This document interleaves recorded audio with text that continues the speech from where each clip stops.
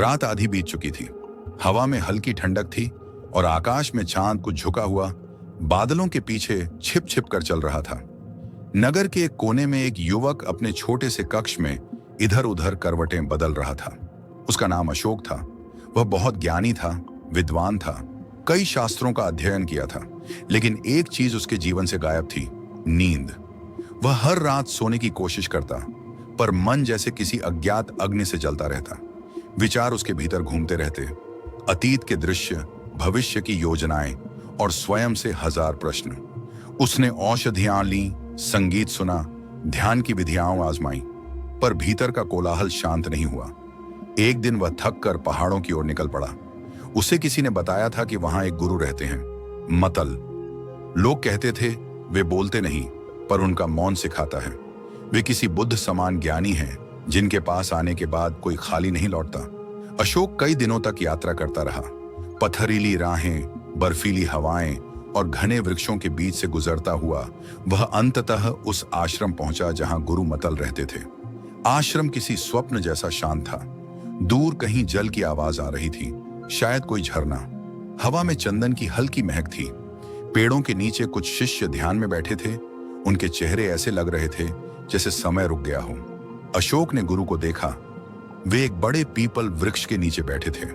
आंखें बंद थीं और उनके चारों ओर जैसे एक अजीब सी प्रकाश लहरें थीं। उनके चेहरे पर कोई प्रयास नहीं था, केवल गहराई। अशोक उनके पास गया और धीरे से बोला, गुरुदेव, मैं सो नहीं पाता। रातें लंबी हो जाती हैं, मन शोर करता है और शरीर थक कर भी विश्राम नहीं पाता। मैंने ज्ञान प्राप्त किया, पर शांति नहीं। गुरु मतल ने आंखें खोली। उनकी दृष्टि शांत थी, ऐसी दृष्टि जो सीधे हृदय के भीतर उतर जाए। उन्होंने कुछ देर मौन रखा, फिर बहुत धीमे स्वर में बोले, जो जागने की कला नहीं जानता, वह सोने की कला भी नहीं जानता। अशोक ने आश्चर्य से पूछा, गुरुदेव, जागना और सोना, क्या ये दो विपरीत बातें नहीं हैं? गुरु मुस्कुराए। उन्होंने कहा, नहीं पुत्र, जागना का अर्थ यह नहीं कि आंखें खुली हों और सोना का अर्थ यह नहीं कि आंखें बंद हों। जागना का अर्थ है अपने भीतर की उपस्थिति को जानना। जब तुम सच में जागते हो, तभी तुम गहरी नींद में सो सकते हो। जो भीतर जागृत है, वही बाहर शांत हो सकता है। अशोक ने मौन होकर सुना। गुरु ने फिर कहा, आज रात तुम मेरे साथ चलो। मैं तुम्हें एक कथा सुनाऊंगा, बुद्ध की एक प्राचीन कथा जिसमें गहरी नींद और ध्यान का रहस्य छिपा है। रात का आकाश तारों से भरा था। गुरु मतल अशोक को लेकर आश्रम के पीछे स्थित एक तालाब के किनारे पहुंचे। पानी स्थिर था, चांद उसमें झलक रहा था। उन्होंने कहा, यह वही स्थान है जहां बुद्ध ने एक बार एक बेचैन भिक्षु को नींद का रहस्य बताया था। उस भिक्षु का नाम भी तुम्हारे जैसा ही था, अशोक ने आश्चर्य से देखा। गुरु की आवाज जैसे हवा में तैर रही थी, हर शब्द में कोई अदृश्य गहराई थी।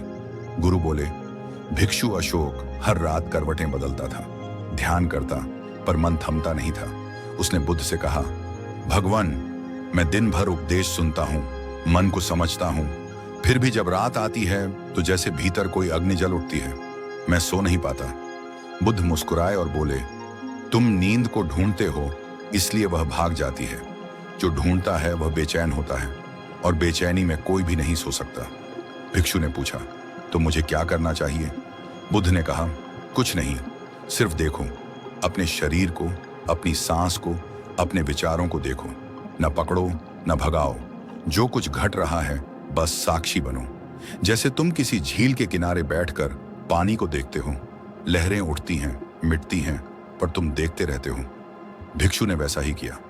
वह उस रात बुद्ध के कहे अनुसार अपने बिस्तर पर लेट गया। उसने आंखें बंद की और बस सांस को महसूस करने लगा। विचार आए, उसने देखा। पुराने दुख उभरे, उसने देखा। भय आया, उसने देखा। धीरे धीरे सब शांत होता गया और पहली बार वह गहरी, अंधेरी, शून्य जैसी नींद में चला गया। गुरु मतल कुछ देर मौन रहे। केवल झरने की ध्वनि गूंज रही थी। फिर बोले, वही रहस्य आज भी वही है। ध्यान और नींद एक ही धारा के दो छोर हैं। जो ध्यान जानता है, उसे नींद सिखाने की आवश्यकता नहीं, और जो सच्ची नींद जानता है, वह ध्यान की शुरुआत कर चुका है। अशोक ने पूछा, गुरुदेव, मैं अपने मन को कैसे देखूं जब वह लगातार बोलता रहता है? गुरु ने कहा, मन को मत रोको, उसे बोलने दो, पर सुनने वाले बनो।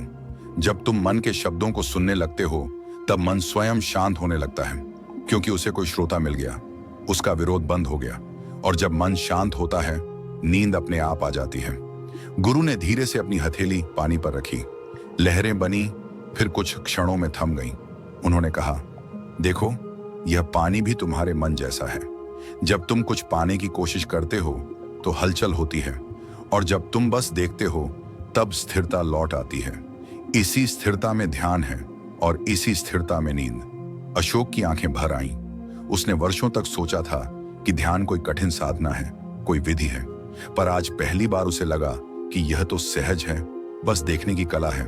गुरु बोले, सोने से पहले बैठो, अपनी सांस को महसूस करो। जैसे कोई बालक अपनी मां की गोद में विश्राम करता है, वैसे ही अपनी सांस में विश्राम करो। सांस को भीतर आते हुए देखो, बाहर जाते हुए देखो, कोई प्रयत्न मत करो। धीरे धीरे तुम्हारा शरीर हल्का होगा, मन शांत होगा, और तुम एक ऐसी नींद में प्रवेश करोगे जहां केवल मौन रहेगा। वह मौन ही सच्चा विश्राम है। अशोक ने उसी रात वैसा ही किया। वह अपने कक्ष में गया, दीपक बुझाया और लेट गया। पहले तो विचार आए, क्या यह काम करेगा? क्या मैं सच में सो पाऊंगा? पर उसने कुछ नहीं किया, बस देखा। वह सांस को महसूस करने लगा, अंदर आती हुई हवा, बाहर जाती हुई हवा। कुछ देर में उसका शरीर भारी लगने लगा, फिर हल्का, फिर जैसे अस्तित्व में ही घुलने लगा। उसे लगा जैसे वह खुद किसी झील की सतह पर तैर रहा है। और फिर अचानक सब मौन हो गया। सुबह जब सूरज उगा तो वर्षों बाद वह गहरी नींद से उठा। कोई बोझ नहीं, कोई बेचैनी नहीं। वह बैठा और उसकी आंखों में आंसू थे, राहत के, शांति के। वह दौड़कर गुरु मतल के पास पहुंचा। उसने कहा, गुरुदेव, पहली बार ऐसा लगा कि मैं सोया नहीं, बल्कि किसी और संसार में चला गया था। न कोई स्वप्न था, न कोई आवाज, केवल शांति। जैसे मैं नहीं था, पर सब कुछ था। गुरु मुस्कुराए। यही सच्चा विश्राम है पुत्र, यही ध्यान का द्वार है। जब तुम गहरी नींद में अपने मैं को भूल जाते हो, तब तुम उस मौन को छूते हो जिसे बुद्ध ने निर्वाण कहा।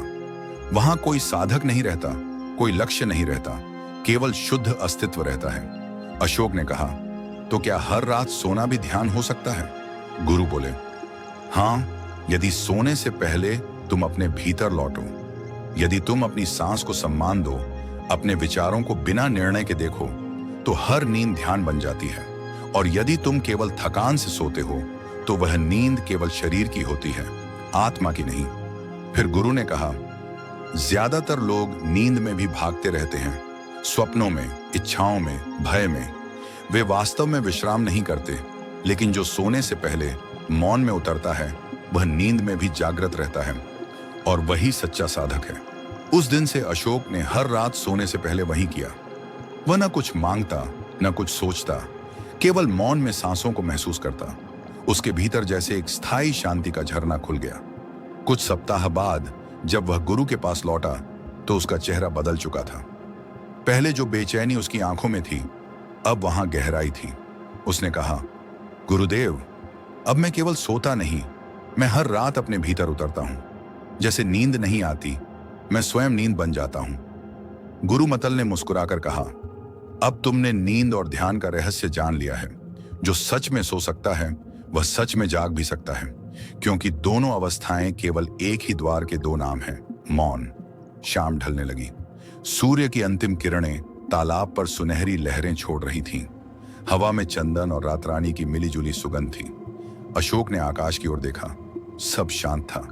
उसने आंखें बंद की और उसी क्षण उसके भीतर वही शून्यता उठी।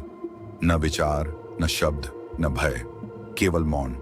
गुरु की आवाज जैसे दूर से आई, जब तुम मौन को सुनने लगते हो, तब ब्रह्मांड तुम्हारे भीतर बोलने लगता है। और उस रात जब सब सो रहे थे, अशोक भी सोया, पर उस नींद में कोई अंधकार नहीं था, केवल प्रकाश था। वह विश्राम नहीं, एक अनुभव था, ध्यान का, आत्मा का, मौन का। धीरे धीरे झरने की ध्वनि, हवा की सरसराहट और ब्रह्मांड की निस्तब्धता एक हो गई। सब कुछ मौन था, और उस मौन में सृष्टि की सबसे गहरी नींद बह रही थी, वही नींद जिसमें जागरण छिपा था। रात का तीसरा पहर था। शहर के ऊपर फैले बादल भारी थे और एक गहरी निस्तब्धता हर ओर छाई हुई थी। सड़कों पर लाइटें बुझी सी लग रही थीं, जैसे कोई थका हुआ शरीर आंखें बंद कर रहा हो। पर एक खिड़की अब भी खुली थी। वहीं बैठा था राघव, आंखों के नीचे काले घेरे, हाथों में सिर टिकाए हुए। वह एक सफल व्यापारी था।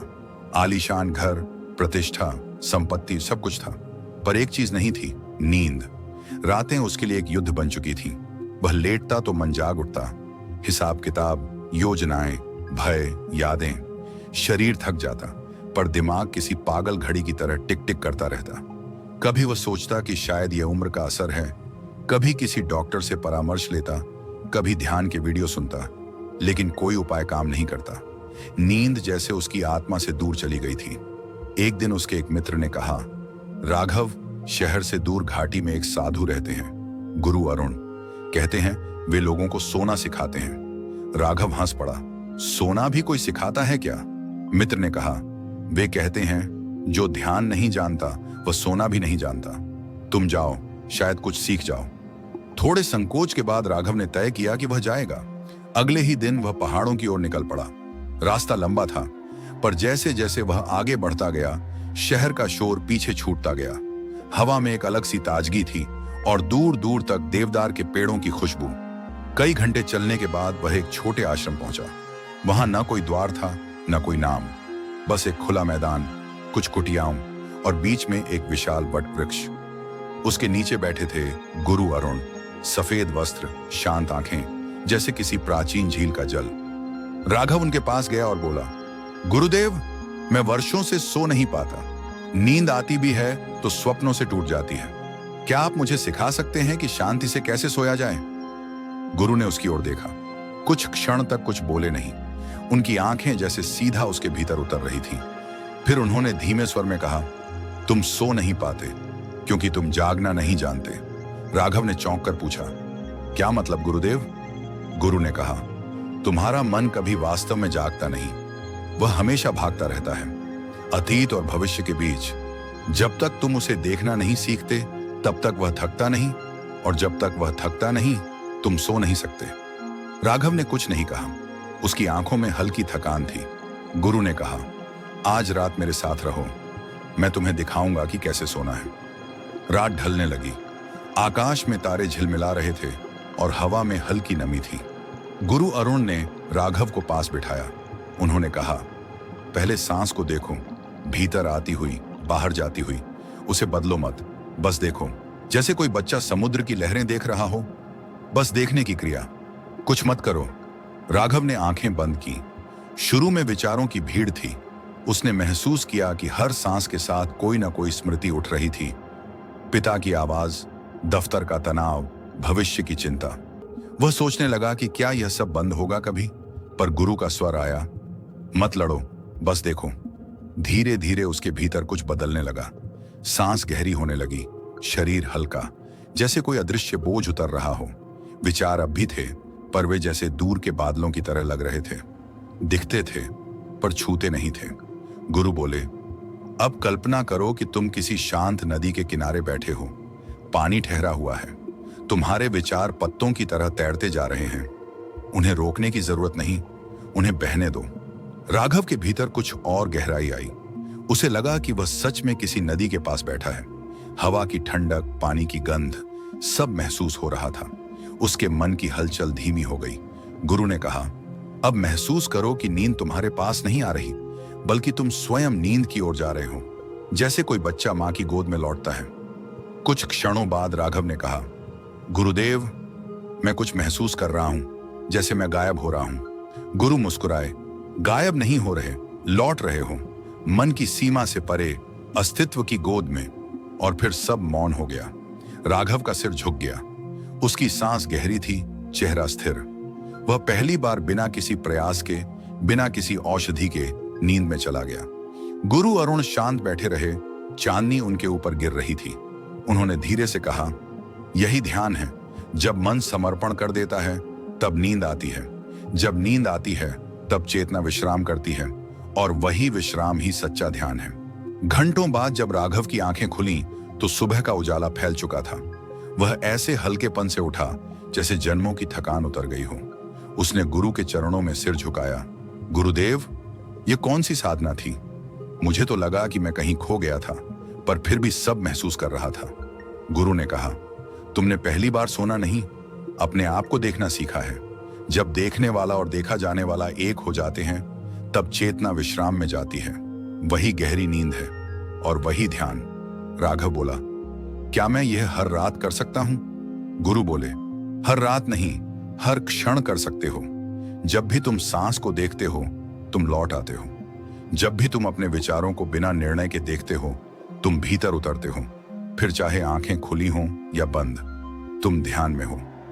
राघव आश्रम में कुछ दिन और रुका। हर रात वह वही प्रक्रिया दोहराता, सांस देखना, विचार देखना और फिर उन्हें बह जाने देना। धीरे धीरे उसके भीतर एक नई अनुभूति जन्मी। वह नींद में जाता, पर ऐसा लगता जैसे कोई उसके भीतर जाग रहा है। एक दिन उसने गुरु से कहा, अब तो दिन में भी वैसी ही शांति महसूस होती है जैसी नींद में होती है। गुरु ने मुस्कुराकर कहा, यही तो रहस्य है। जब तुम नींद को केवल शारीरिक प्रक्रिया समझना छोड़ देते हो और उसे आत्मिक विश्राम की अवस्था समझते हो, तो दिन और रात का भेद मिट जाता है। तब हर क्षण विश्राम बन जाता है। राघव को अब नींद बुलाने की जरूरत नहीं पड़ती थी। वह आता, बैठता, सांस लेता और बस मौन में उतर जाता।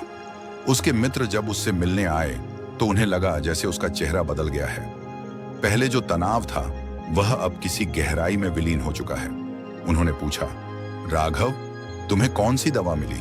वह मुस्कुराया, मुझे दवा नहीं, दृष्टि मिली है, देखने की। नींद अब मुझे नहीं आती, मैं नींद में उतरता हूं। मैं उसे ढूंढता नहीं, वह मेरी सांसों में बहती है।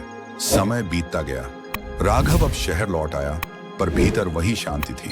व्यापार चलता रहा, लोग आते जाते रहे, पर उसके भीतर जैसे कोई स्थिर केंद्र था जो अडिग था। रात को जब वह लेटता तो आंखें बंद करते ही अपने भीतर वही नदी देखता, ठहरी हुई, शांत। उसके विचार पत्तों की तरह बह जाते और फिर बिना किसी प्रयास के वह उस मौन में डूब जाता जहां कोई स्वप्न नहीं, कोई चिंता नहीं, केवल अस्तित्व की गहराई थी। उसकी पत्नी ने एक दिन पूछा, तुम अब इतनी जल्दी कैसे सो जाते हो? राघव ने मुस्कुराकर कहा, क्योंकि अब मैं नींद से नहीं लड़ता, मैं बस उसे आने देता हूं। मैं जान गया हूं कि नींद कोई क्रिया नहीं, एक भेंट है। जब मन समर्पण करता है, तब वह स्वयं उतरती है। और फिर वह धीमे स्वर में बोला, गुरु अरुण ने कहा था, ध्यान और नींद एक ही द्वार है। फर्क बस इतना है कि ध्यान में तुम मौन को देखते हो और नींद में मौन तुम्हें देखता है। रात और गहरी हुई। कमरे में हल्की रोशनी थी। राघव ने आंखें बंद की, सांस को महसूस किया और कुछ ही क्षणों में वह फिर उसी अदृश्य सागर में डूब गया जहां हर लहर शांति थी, हर मौन गीत था। बाहर बारिश होने लगी। बूंदों की आवाज किसी प्राचीन लोरी जैसी लग रही थी और उस लोरी के बीच राघव, जो वर्षों से नींद का यात्री था, अब नींद का साक्षी बन चुका था। उसकी नींद अब केवल विश्राम नहीं थी, वह ध्यान बन चुकी थी। वह न सो रहा था, न जाग रहा था, बस मौन में था। और उस मौन में उसे पहली बार लगा कि जीवन वास्तव में विश्राम का नाम है, जागरण का नहीं। बुद्ध ने मिट्टी के दीपक की ओर इशारा किया। उसकी लौ कांप रही थी। उन्होंने कहा, देखो, यह दीपक तब तक कांपता रहेगा जब तक हवा चलती रहेगी। जब हवा थम जाएगी, लौ स्थिर हो जाएगी। मन भी ऐसा ही है। विचारों की हवा उसे थकाती रहती है। यदि तुम उस हवा को देख सको, उसे समझ सको, तो शांति अपने आप उतर जाएगी। तब नींद नहीं आएगी, तुम स्वयं नींद बन जाओगे। मौन गहरा हो गया। युवक की आंखों से धीरे धीरे आंसू बह निकले। उसने पहली बार उस मौन को सुना जिसमें कोई शब्द नहीं था, पर हर उत्तर था। बुद्ध ने कहा, मनुष्य हर रात शरीर को सुला देता है, पर मन को जगाए रखता है।